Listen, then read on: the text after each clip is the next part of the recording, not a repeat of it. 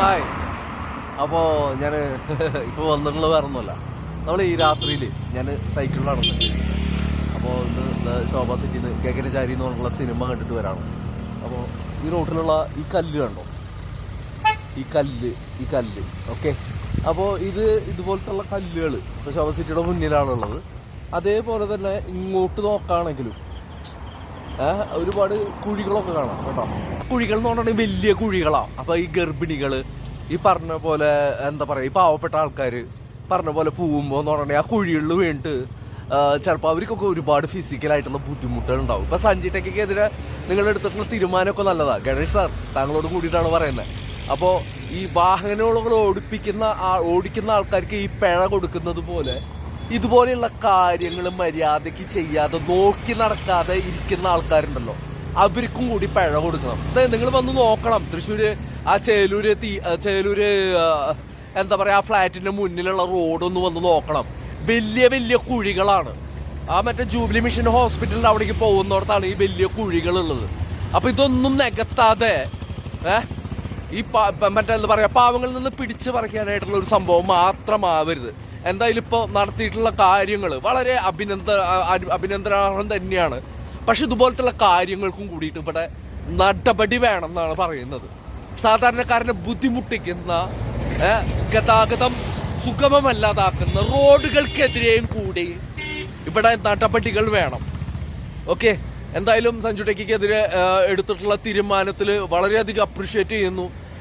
Alter ചെയ്യുന്ന വണ്ടികളും കാര്യങ്ങളും ആഡംബരത്തിന് വേണ്ടിയിട്ടുള്ള വാഹനങ്ങൾ റോഡിൽ ഉപയോഗിക്കേണ്ടത് അതിൻ്റേതായിട്ടുള്ള രീതിയിലാണ് ഉപയോഗിക്കേണ്ടത്. ഇപ്പോൾ എൻ്റെ സൈക്കിള് പഞ്ചറാണ് കേട്ടോ. Okay, puncture. എന്താ കാര്യം എന്ന് വെച്ചാൽ ഈ റോഡിലുള്ള ഈ കല്ലാണ് കാരണം. ഓക്കെ, ഈ റോഡിലുള്ള കല്ലാണ് അതിനുള്ള കാരണം. അപ്പോൾ ഞാൻ ഇവിടുന്ന് തൊട്ടിട്ട് നമ്മുടെ ഇവിടത്തോളം വരെ തള്ളിക്കൊണ്ടുപോകണം. എവിടെ, ചെമ്പുക്കാവ് വരെ ഞാനിത് തള്ളിക്കൊണ്ടുപോകണം.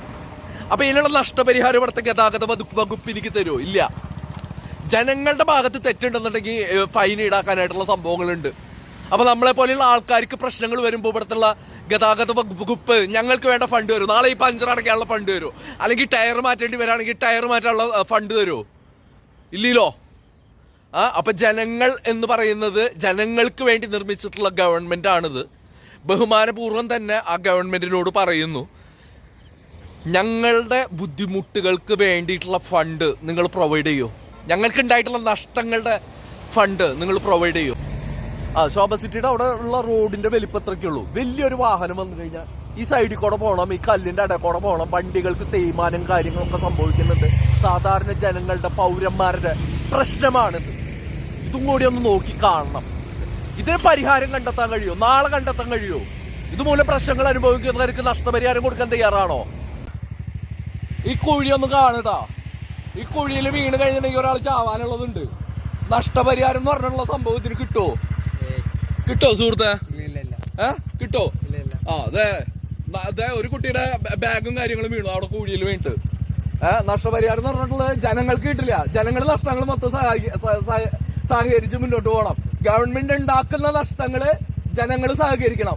ജനാധിപത്യ രാജ്യത്ത് ജനങ്ങൾക്ക് വേണ്ടി നിർമ്മിച്ചിട്ടുള്ള റോഡിലെ ഗതാഗത സൗകര്യം പോപ്പുലർ അല്ലാതെ ജനങ്ങളുടെ കയ്യിൽ നിന്ന് ഫണ്ട് ഈടാക്കുന്ന ഈ നിയമവ്യവസ്ഥയില് എന്തെങ്കിലും ഗണേഷ് എന്ന് പറയുന്ന മുഖ്യമന്ത്രിക്ക് ചെയ്യാൻ കഴിയുകയാണെങ്കിൽ, സഞ്ജു ടെക്കിക്കെതിരെ നിങ്ങൾ എടുത്ത നടപടിയും കാര്യങ്ങളൊക്കെ വളരെ പ്രശംസനീയമാണ്.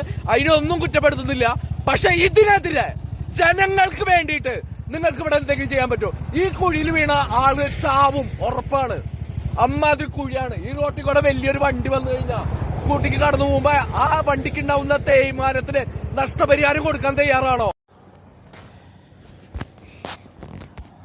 കണ്ടോ ഈ ലൈൻ കണ്ടോ? ഇത് പിന്നെ ഈ കമ്പി കണ്ടോ? ഈ കമ്പി എന്ന് പറഞ്ഞിട്ടുണ്ടെങ്കിൽ എന്താ പറയുക, ഈ കമ്പി എന്ന് പറഞ്ഞിട്ടുണ്ടെങ്കിൽ നമ്മുടെ സൈക്കിള് ചെറിയ വാഹനങ്ങൾ, എൻ്റെ സൈക്കിളൊക്കെ ശരിക്കും പഞ്ചറാവും ഇങ്ങനെയുള്ള കമ്പികൾ കയറി കഴിഞ്ഞാൽ. മറ്റേ ബൈക്കിൻ്റെ ആണെങ്കിൽ പോലും അങ്ങനെ പ്രശ്നം ഉണ്ടാവില്ല. പക്ഷെ കുഴിയിൽ ചാടിക്കഴിഞ്ഞാൽ അത് മെയിൻ്റനൻസിൻ്റെ ഭാഗമായിട്ട് പ്രശ്നം ഉണ്ടാവും. പിന്നെന്ന് പറഞ്ഞിട്ടുണ്ടെങ്കിൽ ഒരു സൈക്കിള് പഞ്ചർ അടയ്ക്കണമെന്നുണ്ടെങ്കിൽ 50 രൂപ കൊടുക്കണം. ഒരു 5 പ്രാവശ്യം സൈക്കിൾ പഞ്ചറായി കഴിഞ്ഞാൽ 300 രൂപ 500 രൂപ പോക്കാം. കാരണം അതിൻ്റെ ടയറും മാറ്റണം, അതേപോലെ തന്നെ അതിൻ്റെ ട്യൂബും മാറ്റണം. അപ്പോൾ ഇത്രയും നഷ്ടങ്ങളുണ്ട്. അത് കുഴിയുണ്ടോ? അവിടത്തോളം വരെ ആ കുഴിയുണ്ട്. അവിടത്തോളം വരെ ആ കുഴിയുണ്ട്. ഇത് ചാടാതെ പോകാൻ പറ്റില്ല. നോക്കിക്കോട്ടോ, കണ്ടോ ഒരു ബൈക്ക് വരുന്നുണ്ട്, ഞാൻ കാണിക്കാം. ആ ശബ്ദം കേട്ടാ, ബൈക്ക് ചാടിയൻ്റെ ഈ ശബ്ദം കേട്ടാ. മെയിൻ്റെനൻസ് വർക്ക് കയറും. ഒരു 10 കുഴികൾ കയറി കഴിഞ്ഞാൽ മെയിൻ്റെനൻസ് വർക്ക് കയറും. വണ്ടികൾക്ക് വണ്ടികളുടേതായിട്ടുള്ള പരിക്കുകൾ വരും. ജനങ്ങളുടെ കാശ് അവിടെയും നഷ്ടത്തിലാണ്.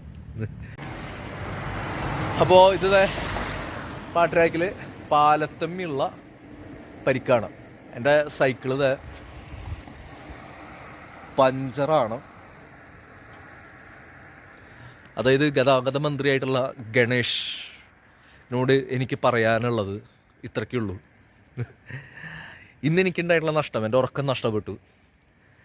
ഞാൻ ഗഗനചാരി എന്ന് പറഞ്ഞിട്ടുള്ള സിനിമ കണ്ടിട്ട് വരുന്നത്. മികച്ച സിനിമ, നല്ല രീതിയിൽ അഭിനയിച്ചിട്ടുണ്ട്. ഗണേഷും ഈ പറയുന്ന പോലെ ഗോകുൽ സുരേഷ് ഇവരൊക്കെ നല്ല രീതിയിൽ തന്നെ അഭിനയിച്ചിട്ടുണ്ട്. അപ്പോൾ ബഹുമാനപ്പെട്ട മന്ത്രി ഗണേഷ്, ഗതാഗത വകുപ്പ് കൈകാര്യം ചെയ്യുന്ന മന്ത്രിയായിട്ടുള്ള ഗണേഷിനോട് പറയാനുള്ളത്, താങ്കളുടെ ഇന്നത്തെ പ്രവർത്തനം അഭിനന്ദനാർഹമാണ്. സഞ്ജു ടെക്കിക്കെതിരെ എടുത്തിട്ടുള്ള നടപടിയും കാര്യങ്ങളും ഒക്കെ അഭിനന്ദനാർഹമാണ്. അതേപോലെ തന്നെ ഹെൽമറ്റ് വയ്ക്കാത്ത ആൾക്കാർക്ക് ഫൈൻ ഈടാക്കുന്നത് അഭിനന്ദനാർഹമാണ്. അതേപോലെ തന്നെ എന്താ പറയുക, വഴിയിൽ കീപ്പ് ചെയ്യേണ്ട മര്യാദകൾ കീപ്പ് ചെയ്യാത്തവർക്ക് ഫൈൻ ഈടാക്കുന്നതും അഭിനന്ദനാർഹമാണ്. അതേപോലെ തന്നെ എന്താ പറയുക, സീറ്റ് ബെൽറ്റ്, വണ്ടി ആൾട്ടർ ചെയ്യുന്നത്, ആഡംബരം വണ്ടികളിൽ കാണിക്കുന്നത്, അനാവശ്യമായിട്ടുള്ള ആഡംബരങ്ങൾ വണ്ടിയിൽ കാണിക്കുന്നത്, ആൾട്ടർ ചെയ്ത ആഡംബരങ്ങളും കാണിക്കുന്നത്, ഇതിനൊക്കെതിരെ നിയമപരമായിട്ട് ഫൈൻ ഈടാക്കുന്നതൊക്കെ നല്ലത് തന്നെയാണ്.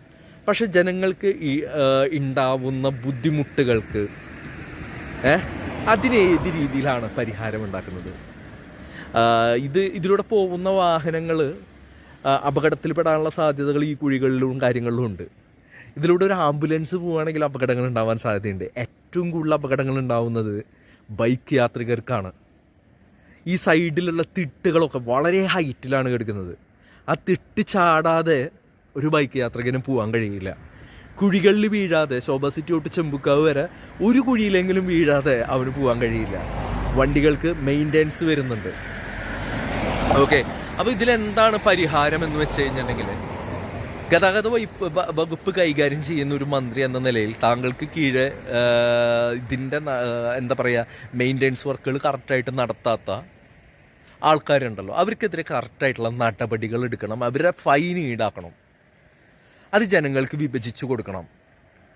അത് ഏത് രീതിയിൽ എന്ന് വെച്ചിട്ടുണ്ടെങ്കിൽ ടാക്സിൽ ഇളവ് കൊടുക്കാം. വാഹനങ്ങൾ വാങ്ങുമ്പോൾ അവർക്ക് അതിൻ്റെ പ്രൈസിൽ ഇളവ് കൊടുക്കാം. എല്ലാ രീതിയിലും ഇത് നല്ല രീതിയിൽ നടക്കണമെന്നുള്ള ആഗ്രഹത്തോടു കൂടിയാണ് പറയുന്നത്. അപ്പോൾ ബഹുമാനപ്പെട്ട മന്ത്രി ഗണേഷ്, താങ്കൾ ഇതും കൂടി ഒന്ന് കണക്കിലെടുക്കേണ്ടതാണ്. ഞാനിത് പറയുന്നതുകൊണ്ട് താങ്കൾക്ക് വൈരാഗ്യം തോന്നുന്നുണ്ടെങ്കിൽ താങ്കൾക്ക് ജനാധിപത്യത്തെക്കുറിച്ച് അറിയാത്തത് കൊണ്ടാണ്. ഓക്കെ, താങ്കൾക്ക് എന്നെ ഉദ്ദേശ്യം തോന്നുന്നുണ്ടെങ്കിൽ അത് എന്തുകൊണ്ടാണ് എന്നുള്ളത് താങ്കൾക്ക് എന്നെ നോക്കാം. താങ്കളുടെ നീതിബോധത്തിൽ ചിന്തിക്കുമ്പോൾ താങ്കൾക്ക് എന്നോട് വൈരാഗ്യം തോന്നുന്നുണ്ട് യാതൊരു ആവശ്യകതയുമില്ല. താങ്കൾ ഇതിനുള്ള നടപടികൾ സ്വീകരിക്കണം, കറക്റ്റായിട്ടുള്ള നടപടികൾ സ്വീകരിക്കണം. ജനങ്ങൾക്കെതിരെ ഫൈൻ ഈടാക്കുന്നത് പോലെ തന്നെ ഇതുപോലെയുള്ള ഗതാഗത തടസ്സങ്ങൾ, അതായത് ഈ ശോഭ സിറ്റി തൊട്ടിട്ട് ചെമ്പുക്കാവ് വരെയുള്ള റോഡുകൾ മെയിൻ്റെനൻസിൻ്റെ ഭാഗം കഴിഞ്ഞതിന് ശേഷം 6 മാസമായിട്ടുള്ളൂ, റോഡുകൾക്ക് വീണ്ടും പരിക്കുകൾ പറ്റിയിരിക്കുകയാണ്. ഒരുപാട് ആൾക്കാരുടെ ഗതാഗതം തടസ്സപ്പെടുത്തിക്കൊണ്ടിരിക്കുകയാണ്. അപ്പോൾ ബഹുമാനപ്പെട്ട മന്ത്രി ഗണേഷ്, താങ്കളുടെ ഇത് ഞാൻ ബോധിപ്പിക്കുന്നു. താങ്കൾ ഇതിന് കറക്റ്റായിട്ടുള്ള നടപടി എടുക്കുമെന്ന് വിചാരിക്കുന്നു. ജനങ്ങൾക്ക് അതിൻ്റെ ആനുകൂല്യങ്ങൾ കിട്ടുമെന്ന് വിചാരിക്കുന്നു. ജനങ്ങൾക്ക് ഫൈൻ ഈടാക്കി ഗവൺമെൻറ്റിനെ സംരക്ഷിക്കുന്നത് പോലെ തന്നെ, ജനങ്ങളാൽ നിർമ്മിതമായിട്ടുള്ള ഗവൺമെൻറ്റാണ് അല്ലേ, അപ്പോൾ അത് സംരക്ഷിക്കുന്നത് പോലെ തന്നെ, ജനാധിപത്യത്തെ സംരക്ഷിക്കുന്നത് പോലെ തന്നെ ജനങ്ങളുടെ അവകാശങ്ങളെ സംരക്ഷിക്കേണ്ടതുണ്ട്. അതാണ് യഥാർത്ഥത്തിലുള്ള ജനാധിപത്യം എന്ന് പറയുന്നത്. അപ്പോൾ ഇത്രയും പറഞ്ഞുകൊണ്ട് ബായ്.